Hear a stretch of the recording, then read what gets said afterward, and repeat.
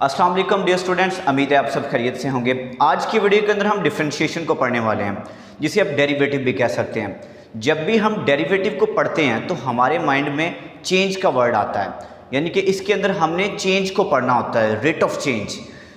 जैसे कि आप लोगों ने फिजिक्स में पढ़ा है वेलोसिटी के बारे में, change in displacement with respect to time, this is the example of derivative.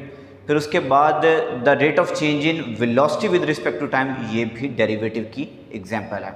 तो हम डिस्कस करेंगे आज मैथमेटिकली कि इसको किस तरह से पढ़ा जाता है, इसका मतलब क्या है, और कुछ ट्रिग्नोमेट्रिक फंक्शंस लेंगे, उनके डेरिवेटिव को प्रूव करेंगे। सबसे पहले जो डेरिवेटिव होता है इसका मतलब होता है स्लोप ऑफ टेंजेंट। इसको बोलते हैं स्लोप ऑफ टेंजेंट। टेंजेंट के बारे में आप लोग जानते हैं, इसमें हम पहले भी वीडियो बना चुके हैं। टेंजेंट होता है ऐसी लाइन जो किसी कर्व को एक पॉइंट पे टच करे, उसे टेंजेंट लाइन बोलते हैं। लाइक कुछ ऐसे, अगर ये कर्व है तो ये वाली, ये ज़्यादा हो गया, तो ये टेंजेंट लाइन है जो किसी कर्व को एक ही पॉइंट पे टच करे।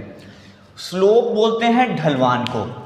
मैथमेटिकली स्लोप क्या होता है वो हम थोड़ा सा आगे जाके डिस्कस करेंगे और इस पर एक अलग से वीडियो भी बनाएंगे, लेकिन मैं वैसे बता देता हूँ। हमारे पास ये एक स्लाइड बनी हुई है, अब इसकी ढलवान कितनी है, ये क्या, ये स्लोप है। अगर तो ये ऐसे है तो इट मीन्स कि इसकी स्लोप ज़्यादा है। अगर मैं थोड़ा सा इसको ऐसे कर देता हूँ तो इसका मतलब इसकी स्लोप कम है। तो अगर मैं इसको बिल्कुल ऐसे हॉरिजॉन्टल कर दूँ, इसका मतलब है कि इसकी स्लोप ज़ीरो है। ऐसे कर दूं तो इसका मतलब है कि इसकी स्लोप इतनी ज़्यादा है कि वो इन्फिनिट है। यहाँ पर अगर हम बैठें किसी स्लाइड पर तो बड़ी बुरी तरह नीचे गिरेंगे। तो यानी हॉरिजॉन्टल लाइन की स्लोप इन्फिनिट ज़ीरो होती है, और वर्टिकल लाइन की स्लोप जो होती है वो अनडिफाइंड होती है। तो स्लोप ऑफ टेंजेंट, डेरिवेटिव का मतलब स्लोप ऑफ टेंजेंट होता है। इसी वर्ड को समझ लें तो पूरे डेरिवेटिव की डेफिनेशन समझ आ जाती है। डेरिवेटिव का जो फॉर्मूला है वो हमारी समझ में आ जाता है। अब इसको समझाने के लिए और डेरिवेटिव की जो डेफिनेशन है उसको लिखने के लिए मैं एक कर्व ड्रॉ करता हूँ। यहाँ पे ये मैंने कुछ इस तरह की कर्व ड्रॉ कर ली। इस कर्व का मैं नाम रख देता हूँ जी y equal to F of X, यानी किसी फंक्शन की कर्व है ये। यहाँ पर मैं एक पॉइंट फिक्स कर लेता हूँ जी, कोई भी एक पॉइंट, वो उसका नाम मैं रख लेता हूँ जी x।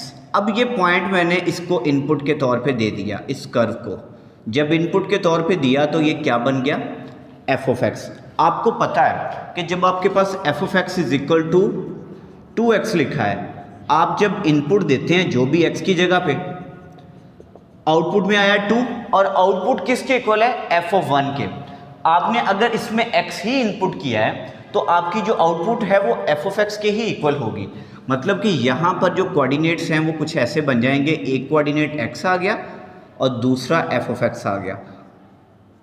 अब ऐसा क्यों है, आप लोग जब भी जो है कोऑर्डिनेट्स ऐसे लिखते हैं, पहले x का कंपोनेंट लिखते हैं, बाद में y का कंपोनेंट लिखते हैं।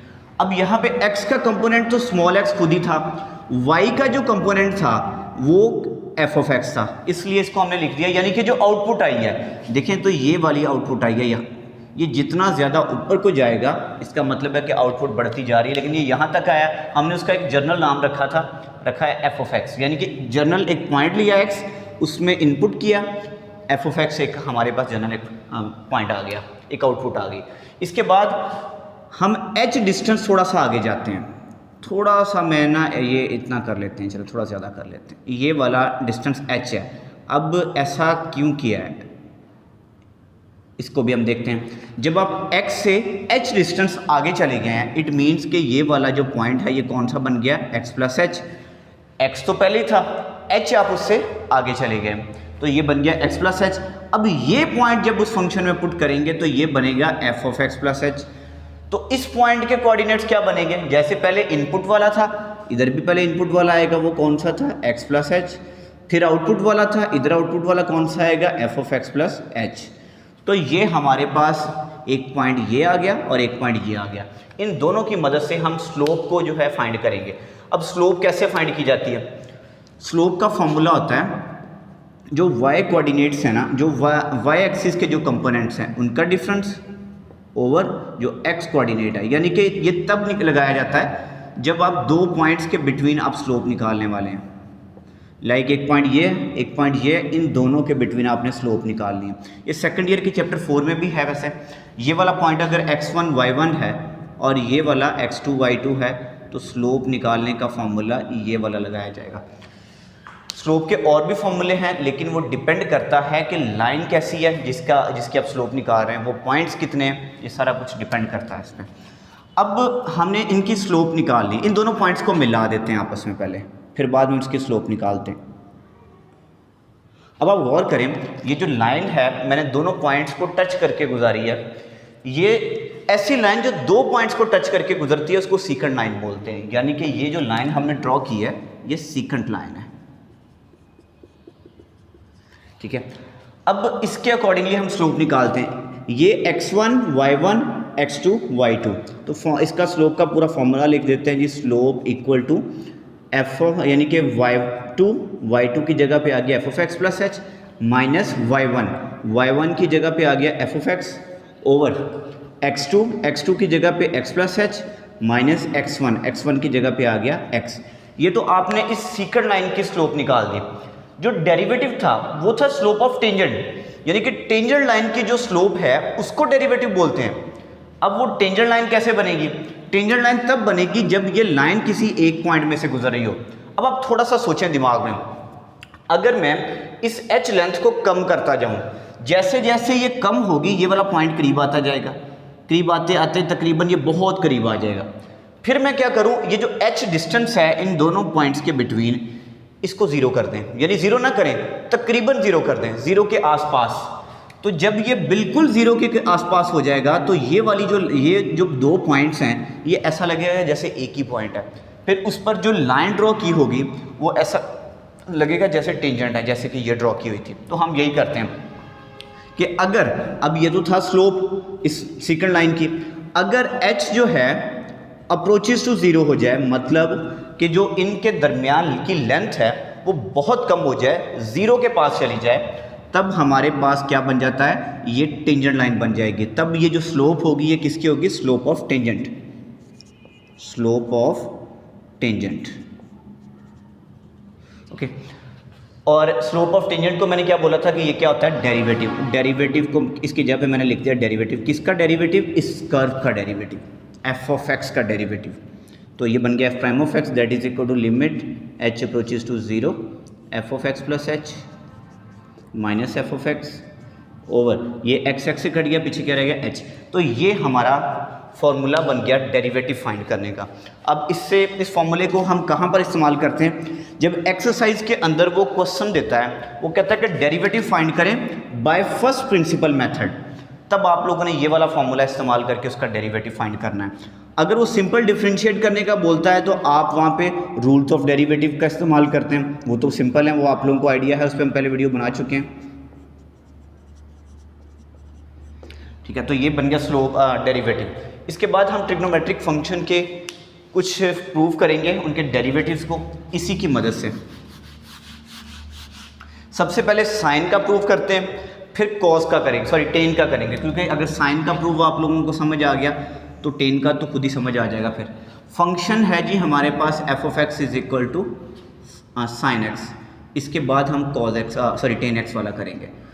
अब जो हमारा फॉर्मूला है इसको बाय फर्स्ट प्रिंसिपल मेथड से आप लोगों ने इसका डेरिवेटिव निकालना है। अब जो फॉर्मूला है वहाँ पर f(x) प्लस h भी तो चाहिए, तो आप x की जगह पे रिप्लेस कर देंगे x प्लस h, इधर भी x की जगह पे आ जाएगा जी x प्लस h, ठीक है। तो ये हमारे पास दो वैल्यूज़ आ गई हैं, ये दोनों की दोनों। इसके बाद इन दोनों का डिफरेंस निकाला गया, हम भी इनका डिफरेंस निकाल देते हैं। फॉर्मूला पूरा करना है ना, तो उसको अपने माइंड में रखते हुए इसको सॉल्व करना पड़ेगा। f(x) प्लस h की वैल्यू है जी sine of x plus h minus f(x) की वैल्यू है साइन x। अब थोड़ा याद करें, फर्स्ट ईयर के अंदर आप लोगों ने एक फॉर्मूला पढ़ा था sine p minus sine q। तो ये p की जगह पे x प्लस h है, q की जगह पे x है, मतलब कि वही फॉर्मूला यहाँ पर लगेगा।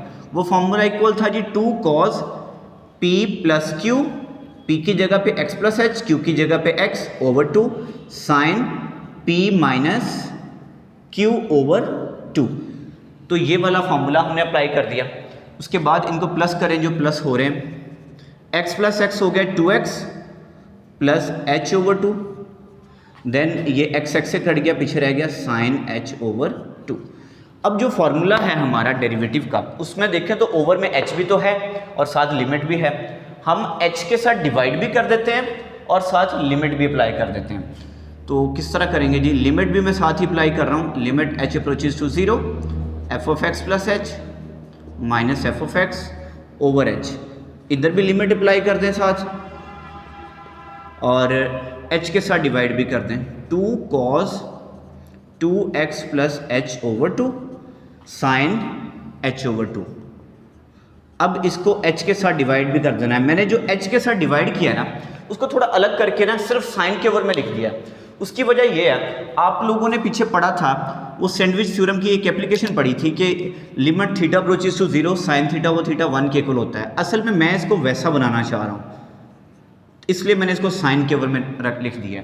ये सारा तो बन गया जी f प्राइम ऑफ x, इसका तो मसला ही कोई नहीं है, इसको हम वैसे लिख देते हैं। अब इनमें लिमिट्स अप्लाई करें, 2 cos, अच्छा जब यहाँ पर लिमिट अप्लाई करेंगे ना, मैं डायरेक्ट कर रहा हूँ, 2 cos 2x, h की जगह पे 0 आ गया, ओवर में सिर्फ क्या रह गया, 2 रह गया। अब वो वाला जो फॉर्मूला है जो मैंने बताया था कि बन रहा है, बनाना है हमने, उसमें क्या है, इसमें जब लिमिट अप्लाई करेंगे आप देखें तो एंगल में h ओवर 2 आ रहा है, ओवर में अकेला h आ रहा है। हमने जो फॉर्मूला पढ़ा है उसमें ऐसा है कि जो वैल्यू एंगल में है वही नीचे है, यानी साइन थीटा ओवर में भी थीटा था, अगर ऊपर h ओवर 2 है इधर भी h ओवर 2 होना चाहिए। तो हमने क्या किया जी, 2 के साथ डिवाइड भी कर दिया और 2 के साथ मल्टीप्लाई भी कर दिया, ठीक है, ताकि ये वो वाला फॉर्मूला बन जाए। अभी ये वाला 2 यहाँ से अलग कर लेंगे, इस 2 को मैं इस 2 के साथ काट देता हूँ, चले अभी काट दिया, cos x ओवर 2, ये 2 2 से कट गया, पीछे रह गया जी cos x और ये वाला सारा बन गया 1, तो cos x इंटू 1 कितना हो गया, cos x। ये होता है sin x का डेरिवेटिव, यही आप लोगों ने पढ़ा है। अब हम पढ़ते हैं tan x का डेरिवेटिव के, उसको कैसे प्रूव करते हैं, वो भी आसान है, इसी तरह से कर लेना है। फंक्शन है जी tan x, x की जगह पे हम रिप्लेस कर देंगे x प्लस एच को, equal to tan of x plus H. अच्छा ना, कुछ जगहों पे h की जगह पे डेल x लिखा है, तो परेशानी होना, दोनों का मतलब एक जैसा ही होता है, मतलब कि आप h भी लिख सकते हैं और डेल x भी लिख सकते हैं। वहाँ पे इन दोनों का डिफरेंस निकाला तो ten x plus H minus ten x. अब जब हम इसको सॉल्व करेंगे, हमने ten P minus ten Q वाला तो कोई फॉर्मूला ही नहीं पढ़ा, तो यहाँ पे तो कोई फॉर्मूला नहीं लगेगा, तो हम क्या करते हैं, टेन वाला नहीं पढ़ा तो हम इसको साइन ओवर कॉस में चेंज कर लेते हैं, वो तो पढ़ा हुआ है, फिर सॉल्व करने में थोड़ी सी आसानी हो जाएगी। इसी तरह इस टेन एक्स को भी लिख लें जी sine X over cos X. अब आपने इसका एलसीएम ले लेना है, एलसीएम में ये दोनों वैल्यूज आ जाएंगी, cos of X plus H, cos x, H और लिमिट जो है वो बाद में अप्लाई कर लेंगे, पहले इसको थोड़ा सिंप्लीफाई करेंगे, ये इससे कैंसिल, कॉस एक्स रह गया, कॉस एक्स को ऊपर मल्टीप्लाई कर दें, sine of X plus H cos X. मैं तरतीब इसकी अपने मुताबिक सेट कर रहा हूँ ताकि फॉर्मूला बनाने में आसानी हो। कॉस कॉस से कैंसिल, ये वाला जो cos of X plus H है इसको मल्टीप्लाई कर दें, cos of X plus H sine X. अब ऊपर जो फॉर्मूला है ये बन गया sine alpha cos beta minus cos alpha sine beta, ये इक्वल होता है sine of alpha minus beta के। अल्फा की जगह पे x प्लस एच है, बीटा की जगह पे x है, sine alpha cos beta minus cos alpha sine beta. Over वाली जो वैल्यूज थी वो वैसे की वैसे ही आ जाएंगी, कॉस x, ये इसके साथ कैंसिल। अब आप इस पर लिमिट अप्लाई कर सकते हैं और h के साथ डिवाइड भी कर सकते हैं, क्योंकि अब मेजर काम हमारा ख़त्म हो गया, यानी इधर था जी f of x plus H minus F of x। अब बोथ साइड्स पे h के साथ डिवाइड करें और साथ यहाँ पर लिमिट अप्लाई कर दें, लिमिट h अप्रोचेस टू 0। अब जो h डिवाइड किया है ना उसको मैं थोड़ा सा अलग करके लिखूँगा, cos of x plus H cos X dot sine H over H.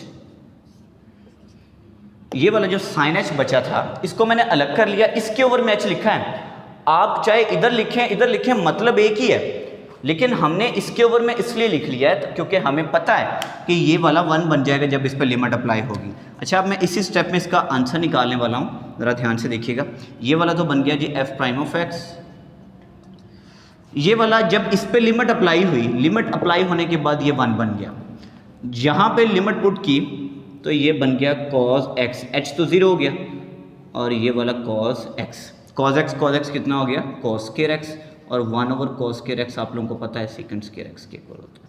ये था डेरिवेटिव ऑफ tan x। इसी तरह से आप जो बाकी ट्रिग्नोमेट्रिक फंक्शंस हैं उनके भी डेरिवेटिव निकाल सकते हैं। सेकंड x का डेरिवेटिव मैं बता देता हूँ, सेकंड का होता है सेकंड x tan x, और कोसेकंड x का डेरिवेटिव होता है minus cosecant x cot x। अच्छा मैं लिख नहीं रहा, लेकिन इसमें ना इनमें एक खास बात है वो मैं बता दूं कि ये जो ट्रिग्नोमेट्रिक फंक्शन है ना जिनके आप डेरिवेटिव निकाल रहे हैं इस तरह के सिंपल, इन जो c से शुरू होते हैं उनका आंसर नेगेटिव आता है। कॉस का डेरिवेटिव नेगेटिव साइन, उसके बाद कॉट का derivative negative cosecant square x, फिर उसके बाद आपने पढ़ा होगा कोसेकंड x का derivative negative cosecant x cot x। इसी तरह जो इनके इन्वर्स हैं वहाँ पर आप कॉज इन्वर्स का निकालेंगे नेगेटिव आएगा, कॉट इन्वर्स का भी नेगेटिव आएगा, कोसेकंड इन्वर्स का भी नेगेटिव आएगा, बाकी सब पॉजिटिव होंगे। ये सिर्फ ये कोई वजह नहीं है, कोई लॉजिक नहीं है, सिर्फ आप लोगों को याद रखने की एक ट्रिक बता रहा हूँ कि कौन सा माइनस आएगा और कौन सा पॉजिटिव आएगा, ये आपको कैसे पता चलेगा। तो उम्मीद है कि आपको आज वाले लेक्चर में से कुछ सीखने को ज़रूर मिला होगा। तो अगर आपको हमारी वीडियो अच्छी लगी है तो हमारी वीडियो को लाइक कीजिएगा और चैनल को सब्सक्राइब कर दें। अगर आपको इससे फ़ायदा हो रहा है तो आप अपने दोस्तों को भी हमारे चैनल का लिंक शेयर करें।